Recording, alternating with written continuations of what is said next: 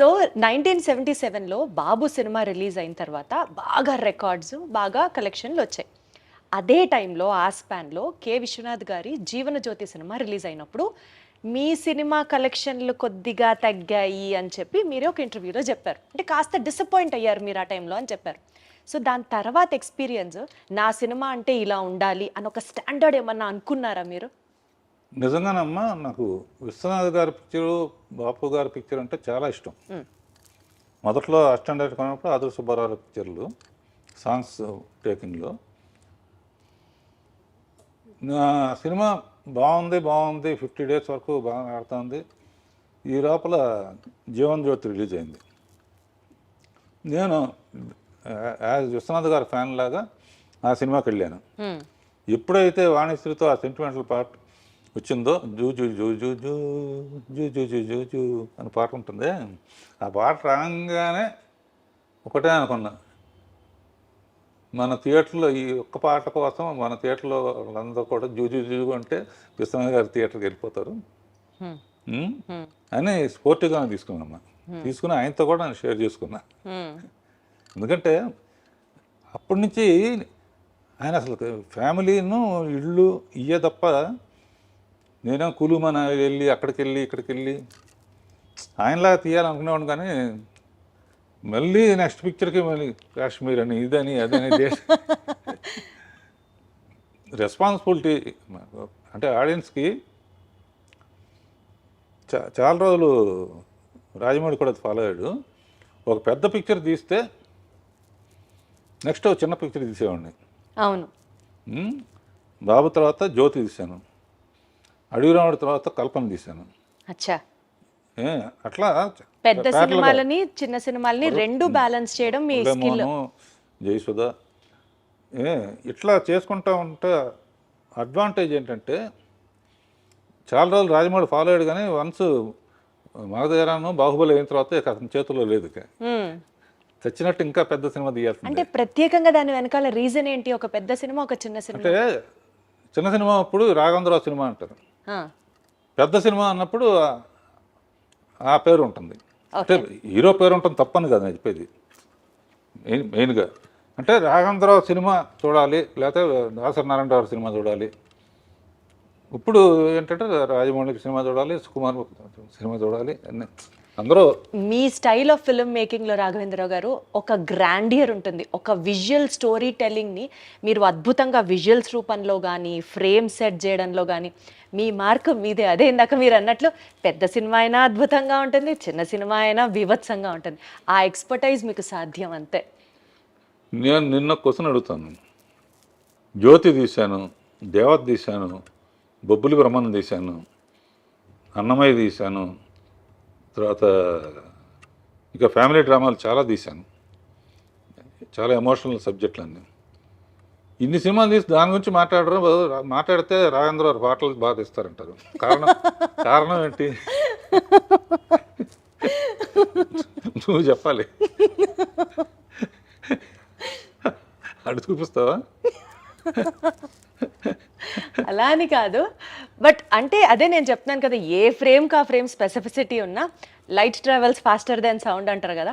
So కొన్ని scenes, కొన్ని songs especially మీరు సాంగ్స్లో యూజ్ చేసే కొన్ని ప్రాపర్టీస్ అట్లా నిలబడిపోతాయి అంతే. అది వేరే లెవెల్ అంతే.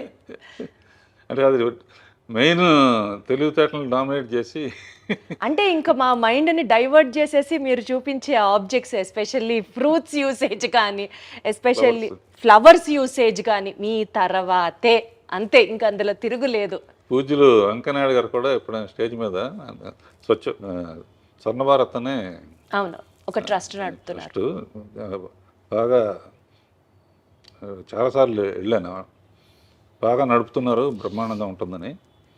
ఆయన ఏ స్టేజ్ మీద చెప్పినా కూడా రాఘవేంద్ర సినిమా అంటే స్వర్గాన్ని నేల మీద దింపినట్టే అండి. అసలు ఒక హీరోయిన్ని ఇంత అందంగా మరి ఏ దర్శకుడు చూపించలేనంత విధంగా ఆవిడ ఎంట్రీ కానీ మీరిచ్చే ఆ షార్ట్స్, ఆ పూలు మధ్యలో అసలు వేరే లెవెల్. రాఘవేంద్రరావు గారు అదృష్టం చేసుకొని ఉండాలంతే ఆ సినిమాలో, మీ సినిమాలో నటించాలన్నా, ఒక చిన్న భాగం అవ్వాలన్నా. నువ్వు కూడా చేద్దు కానీ ఎప్పుడైనా. ఆహా, తదాస్తు. ఇది ఎప్పుడో అవుతుంది, నెరవేరాలని కోరుకుంటున్నాను నేను కూడా. అంటే ఇందాక మీరు చెప్పినట్లు ఆ జీవన్ జ్యోతి సినిమా హాల్లోంచి చూసి మీరు బయటకు వస్తూ ఉన్న తర్వాత మేబీ అదే మీ స్ఫూర్తేమో.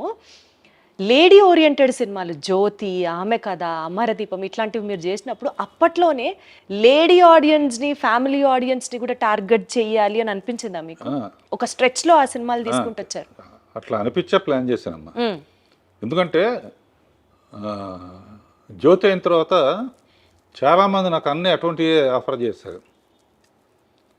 ఆఫర్ చేస్తే నేను తొందరపడి అటు వెళ్తే ఇప్పుడు సంచి పుచ్చుకుని ఇది ఇంటర్నేషనల్ ఫిల్మ్ ఫెస్టివల్ చుట్టూ తిరిగేవాడిని. వెయిట్ చేశాను కాబట్టి అడవి రాముడు వచ్చింది. అదే కదా అసలు ఆ సినిమా కలెక్షన్లు రాఘవేంద్రరావు గారు అప్పట్లోనే 4 కోట్లు, ఇవాళ రోజున 5,000 కోట్లతో సుమారుగా అప్రాక్సిమేట్గా సమానం. అవును, జనాభా లెక్క ప్రకారంగానే బాబోయ్, అసలు ఆ రోజులో 4 కోట్లు వసూలు చేసింది అడవి రాముడు ఫస్ట్లో. అంటే లేడీ ఓరియంటెడ్ సినిమాలు, ఫ్యామిలీ సినిమాలు చేసే మీకు అప్పట్లో ఒక మాస్, ఒక కమర్షియల్ సినిమాని తీయాలి, అప్పటి లెజెండరీ యాక్టర్ ఎన్టీఆర్ గారితో మీరు చేయడం అనేది, ఆ డెసిషన్ తీసుకోవడానికి మీకు ఇన్స్పిరేషన్ ఏంటి? అసలు ఆయన ఒప్పుకున్నాడు నా డైరెక్షను అని తెలియగానే ఇక ఆయన సినిమాలు మళ్ళీ ఒకసారి బెదవాడ వెళ్ళిపోయి ఒకసారి రిలీజ్ అయ్యాయి కదమ్మా. ఆయన సినిమాలను చూశాను. ఆయన కనపడితేనే పూలు వేయటం లేకపోతే హారతలు వేయటం చేస్తారు. నడిచి వస్తేనే అలా చేస్తున్నారు. ఏనుగు మీద వస్తే ఎలా ఉంటుంది అని ఏనుగు మీద, అవును, గజారోహణం ఏదో అంటారుగా. ఏనుగు మీద వస్తే, ఏనుగు మీద రావాలంటే అడవికి వెళ్ళాలి. అడవికి వెళ్ళాలంటే వాడు టార్జాన్ అయి ఉండాలి. టార్జాన్కి సూట్ అవ్వదు. అప్పుడు ఏం చేయాలని ఆలోచించి ఎప్పుడు ఫారెస్ట్ ఆఫీసరు విలన్స్ కుమ్మక్కవుతారు. ఈ సిన్సియర్ ఆఫీసర్గా ముందే ఆఫీసర్గా వెళ్తే డ్యూయట్లకి రొమాన్స్కి ఛాన్స్ ఉండదు. ఎన్ని ఆలోచించారు అసలు. అందునే ఫస్ట్ ఎన్ని స్టడీ చేయడానికని మామూలు మనిషిగా వచ్చి అక్కడున్న ట్రైబల్స్ని వాళ్ళ గొప్పతనం చెబుతూ కొన్ని రోజులైన తర్వాత నాకు భయం వేస్తున్నాను. అప్పటికి రామారావు కృష్ణుడి ఫోటోలు కానీ రాముడి ఫోటోలు కానీ ఇళ్లలో పెట్టుకునేవాళ్ళు. ఈ పిక్చర్ మనకు ఆడకపోతే ఇక మన కెరీర్ ఏమైపోతుందన్న టెన్షన్తో కృషి ఉంటే మనుషులు దృష్టిలో అవుతారనే పాట క్రియేట్ చేసి మీరేం తక్కువ వాళ్ళు కాదు అని చెప్పి గొప్ప అని చెప్పి ఏకలవ్యుడు, వాల్మీకి, రాముడిది నా కోరిక ఏంటంటే ఈ సినిమా ఆడితే సంతోషం, ఆడకపోతే మళ్ళీ ఆయన చూసేది కాదు. సరే, రాముడు ఎట్లా ఉంటాడో మనకు తెలియదు, ఆయనలాగానే ఉంటాడు. చాలామంది అంటారు నిజంగా రాముడు ప్రత్యక్షమైనా కూడా నువ్వు కాదులే అంటారు. అంత బ్రాండ్ ఉంది దానికి, కృష్ణుడు కానీ రాముడు కానీ. నా కోరిక ఏంటంటే లాస్ట్ షాట్ రాముడుగా చూడాలని మనసులో అనుకుని ఆ షాట్ లాస్ట్లో తీసి ఆ శబరి చేసే యాక్షన్ని యాక్ట్ చేసి చూపించి కాళ్ళకి నమస్కారం. జన్మదినమేది అనుకున్నాను. ఆయన కారు ఎత్తు ఫస్ట్ టైం అవుట్డోర్కి వచ్చారమ్మా ఆయన. అంతకుముందు అంతా గిండి ఊరు అటు వచ్చేవారు కదా. It is green memory in my life brother అన్నారు.